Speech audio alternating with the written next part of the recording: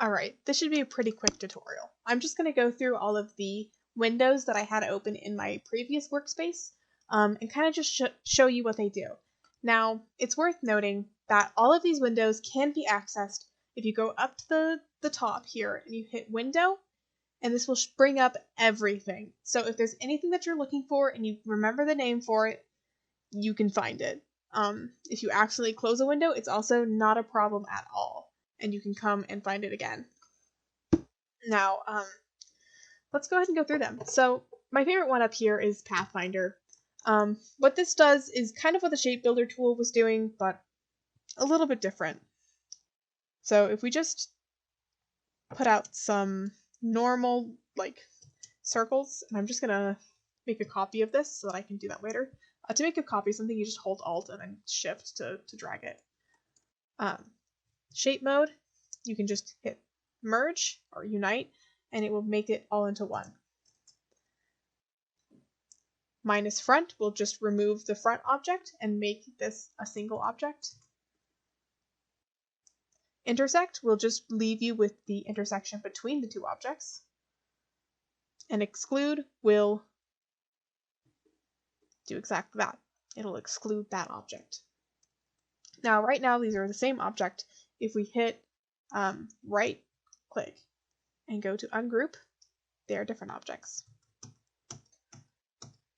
I will also go through grouping, ungrouping, locking, and all of that once I'm done with these windows. So stick around if you want to hear about that. Our next ones are the divide tool, which will cut all of these to separate ones. And right now they are currently one object, but if we go ahead and ungroup them again, we can pull them apart into separate objects.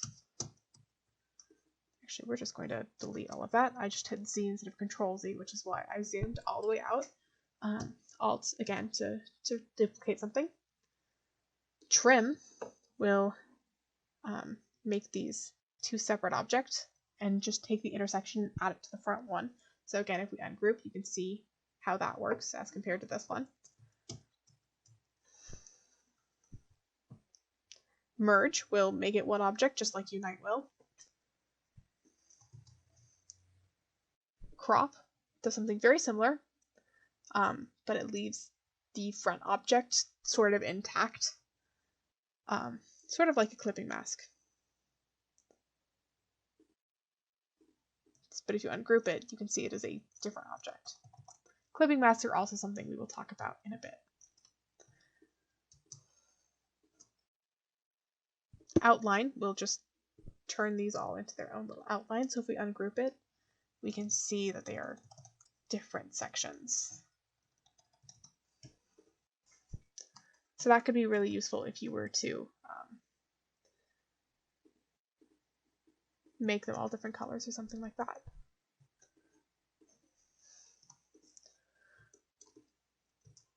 And then finally, we have minus back, which just removes the back, very similar to how minus front works.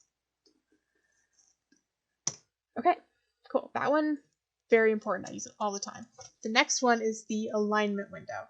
So now what this does, if we just sort of drag out a whole bunch of shapes, doesn't have to be anything fancy. Let's say we want these in a perfect grid. What I would do is I would take this whole side here, and you can see we have a bunch of different distribution modes. So this one aligns everything to the right. This one aligns everything to the left, or the right. I'm sorry, the first one was to the left. This one is to the right. And this one aligns everything to their centers. Distributions, very similar. These are going to look functionally the same because we're using a circle, but you'll see they do other things if you start messing with weird shapes and like uneven shapes. So vertical distribute based on the top, vertical distribute based on the center, vertical distribute based on the bottom. The horizontal distribute based on all of these, also very similar. We're just going to go ahead and do that with all of these. And then also just make sure that these ones are aligned. And as you can see, that's pretty much a perfect grid.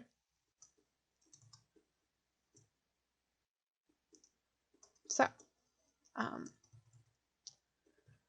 only thing is the vertical is a little bit different than the horizontal, but that's neither here nor there.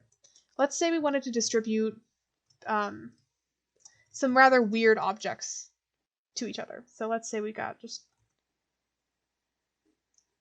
weird 18 thing star. Let's say we have like a really amorphous blob thing that we could just throw together with the pin tool, and then like the circle, and maybe another blob that's even more asymmetric. Cool. Now these ones are going to align a little bit differently. But let's say I wanted them to be all centered like that. That's what the center vertical line will do. That's what the other one will do. Let's say if we hit that, we don't quite like how it is, because you can see there's a lot more space in between here than here, and like it's technically correct, but visually weird. We can use distribute spacing, horizontal distribute spacing. You can see that looks a lot more accurate just based on the white space. So having these align tools kind of at your fingertips is super nice if you're doing a big layout with a lot of different objects. I'm just going to delete all of them because I don't need them. Your properties is going to depend on kind of what you have. You can see like if I select something, it's going to do like fill and stroke and have all these align things. I like to have its own separate window though, because if you hit the little dropout menu on the bottom, I believe that's called a meatball menu. Little fun fact, and the one with the lines, those are called hamburger menus. So anyway, I like to have it as its own little window, because even though it exists within the property window, it's a little bit hidden. So a lot of these things that I'm talking about will exist in properties. They'll just be a little bit odd and a little bit tucked away. Okay, so the other thing that I like to have next to properties is appearance. Now, appearance allows you to do a lot of fun little things. These little guys escaped. Okay. So if you're used to using Photoshop, you might be familiar with like blend modes and whatnot. So if you want to access blend modes, what you could do is you go to this opacity thing, click on it, and it will bring up this whole thing. And now you can make it like overlay, or let's make it multiply. That'll really showcase what we're doing. So if we make another circle, and I send it to the back, you can see how it is applying that blend mode over the top. Blend modes are another thing that are super interesting, but you should definitely check them out and play with them on your own, because even though you can know like all the science behind them and all the math, I find that it's a lot easier to have hands-on understanding of it and just play with it until it's intuitive. But as you can see, like this one right here does not have multiply, this one does, and the blue circle behind it blends right in here, but overlaps very nicely with the apple. Okay, the other thing we can do in the appearance menu is if we do something like, say, give it a filter. So if we go to Effect, Stylize, let's do Drop Shadow. That'll show up. Okay, cool. And then let's say we don't actually like how that drop shadow looks. We can come in here, click this, and then start messing with all of the parameters. We can make it a lot more blurry. We can change the offset. We can even change the blend mode if we want to. So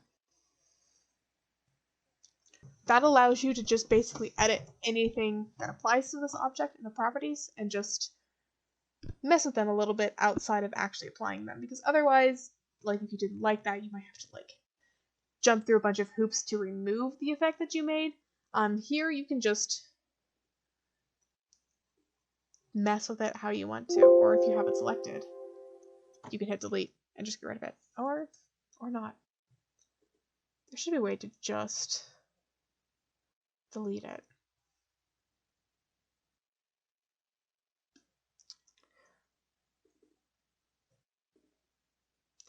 Either way, you can at least hide it. Okay, moving on. Our layers panel works very similar to the way that it does in Photoshop, so I don't think that this one needs a lot of explaining. Again, we have another layer up here that is our reference picture for the Apple logo, and it looks like somewhere along the lines my Apple got a little bit squashed, but that is okay. And again, you can hide layers or lock them up in this panel. The gradient one allows you to be a little bit more precise with your gradients. So let's say I apply the gradient that we had here. I can change the colors in here, like if I have it selected, I can hit that eyedropper and pick from wherever, or I can double click on that and choose a different color. Okay, that's not a good one. Okay. And then let's say I can add, if I click somewhere, I can add another one. Let's go green. That's kind of a hideous gradient, but that's okay. And again, you can do like lines. Here you can change the rotation of it. This just gives you a lot more control than this little widget does that's actually on the gradient itself. Okay, cool. So the rest of these are things that you can access in the Windows panel. We've got like all of our type things, which again will show up in our properties panel if we are selecting a type box. So here's that. And then you can see it shows up in the properties panel, but you can also access it through all of these. These ones are just colors, swatches, symbols, and whatnot, brush strokes. So those brush strokes, if we do like, again, another pin to a line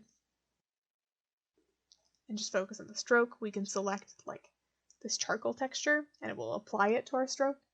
So you can get a lot of fun effects doing that. This is a color guide, which will just sort of give you options based on colors you already have or you currently have selected. This is your artboard manager. It just sort of shows you all the artboards you have active. And then our other one is an asset exporter.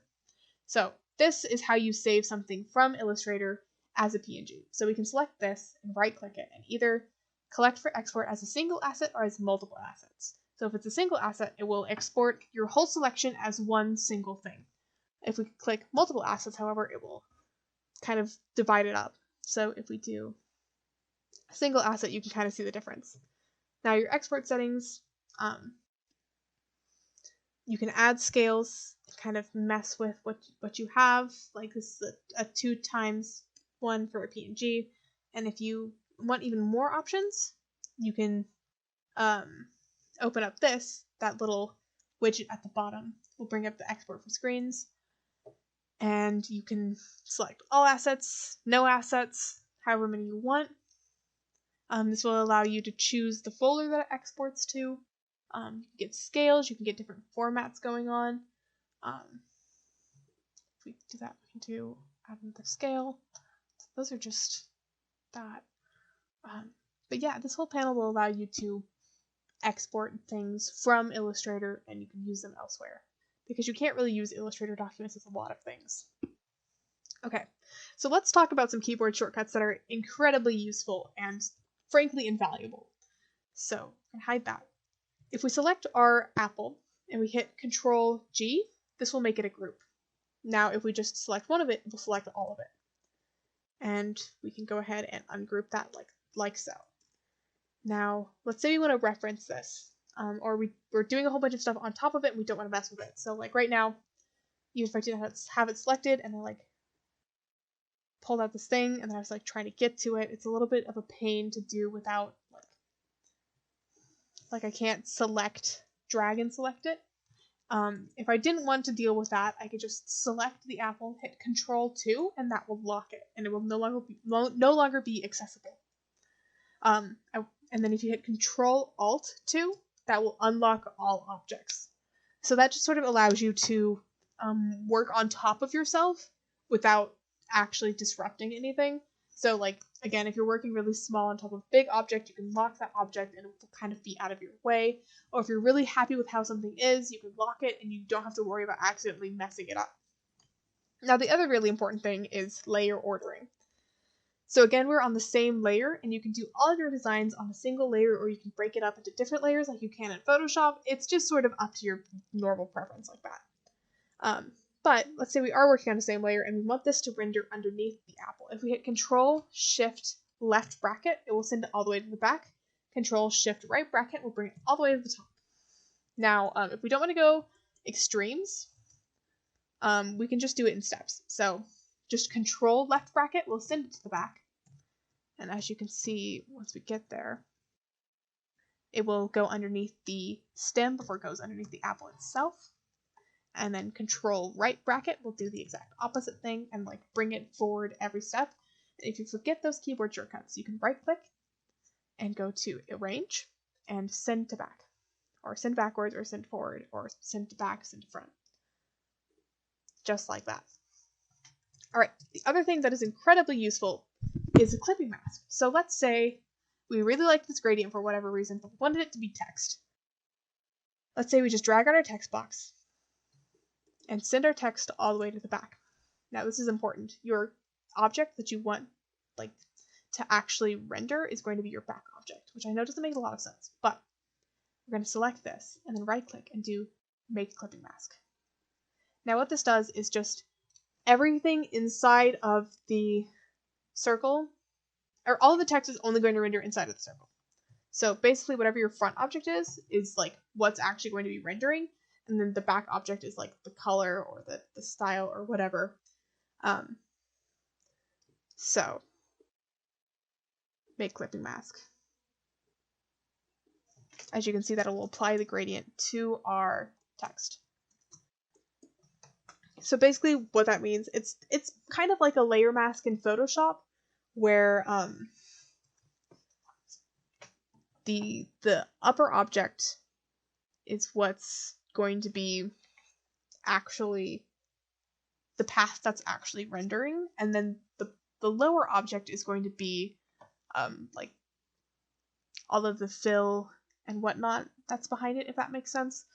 This is another sort of thing that's kind of important for you to mess with on your own.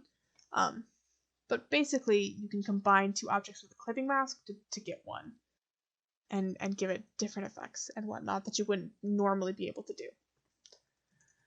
Okay, I think that's everything on the essentials of your Illustrator. Things like saving, undoing, that's just like Photoshop, Control-S, Control-Z. I know Illustrator is a very intimidating program to start working with.